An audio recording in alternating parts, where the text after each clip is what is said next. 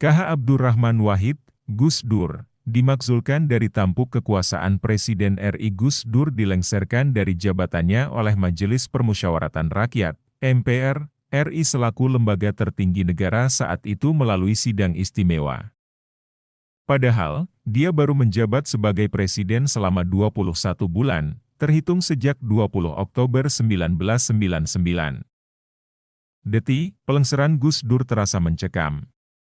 Rakyat yang mendukung Presiden keempat RI itu menyemut di Istana Kepresidenan Jakarta, berhadapan dengan militer yang berseliweran di sekitarnya. Nuansa haru juga mewarnai momen tersebut tatkala Gus Dur tak kuasa menahan air matanya. Jabatan Gus Dur baru menginjak bulan ke-21 saat riak-riak politik menggoyangkan kursi kekuasaannya. Gus Dur diterpa sejumlah isu kontroversial. Salah satu yang paling kencang ialah tudingan Panitia Khusus, Pansus, Dewan Perwakilan Rakyat, DPR, RI atas dugaan penggunaan dana Yayasan Dana Kesejahteraan Karyawan Badan Urusan Logistik, Bulog, sebesar 4 juta dolar AS.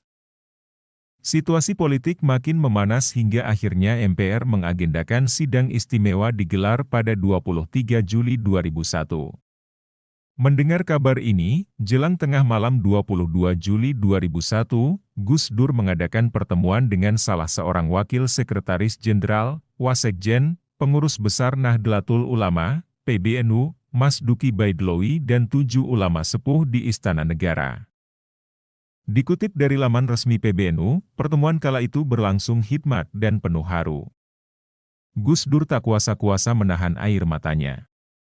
Ia berkali-kali meminta maaf karena merasa tidak berterus terang ke para ulama mengenai situasi politik yang dihadapinya.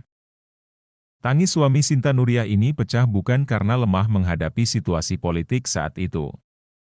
Namun, dia memikirkan para ulama dan pendukungnya yang berkomitmen kuat untuknya. Atas dorongan para ulama dan pengurus pondok pesantren, lewat tengah malam memasuki tanggal 23 Juli 2001, Gus Dur mengeluarkan dekret presiden. Maklumat itu memuat 3 poin utama yakni pembekuan DPR dan MPR, pengembalian kedaulatan ke tangan rakyat, dan pembekuan Golkar. Langkah Gus Dur tersebut justru membuat parlemen kian meradang.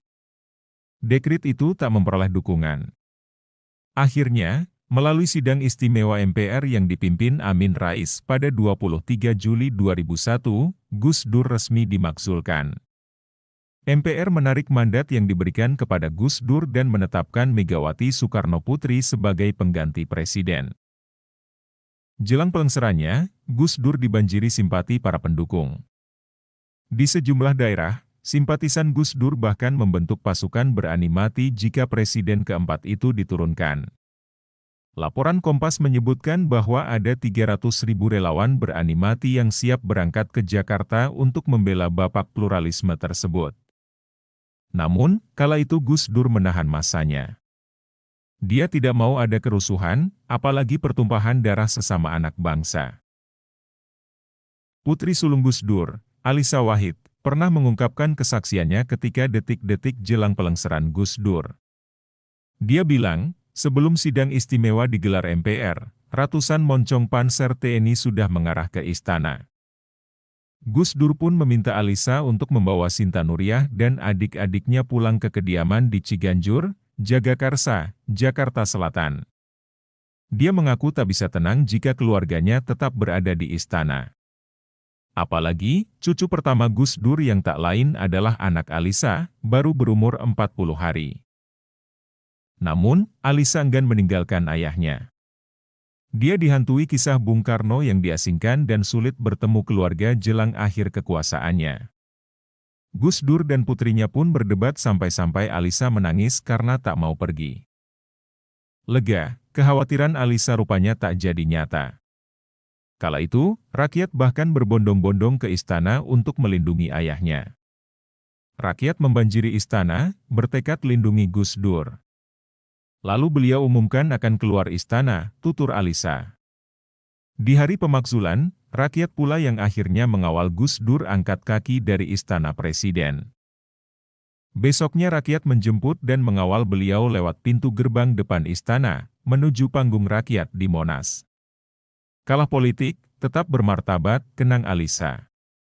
Hingga Gus Dur turun tahta, kasus hukum yang dituduhkan kepadanya tak pernah terbukti. Bahkan, Jaksa Agung dan kepolisian sendiri sudah menyatakan bahwa Gus Dur tidak terkait dengan kasus yang dituduhkan kepadanya. Pasca peristiwa itu, dalam sejumlah kesempatan Gus Dur menyatakan bahwa yang menimpa dirinya murni persoalan politik kekuasaan yang dimanfaatkan oleh sejumlah orang. Oleh karenanya, upaya pelengseran ini merupakan tindakan inkonstitusional.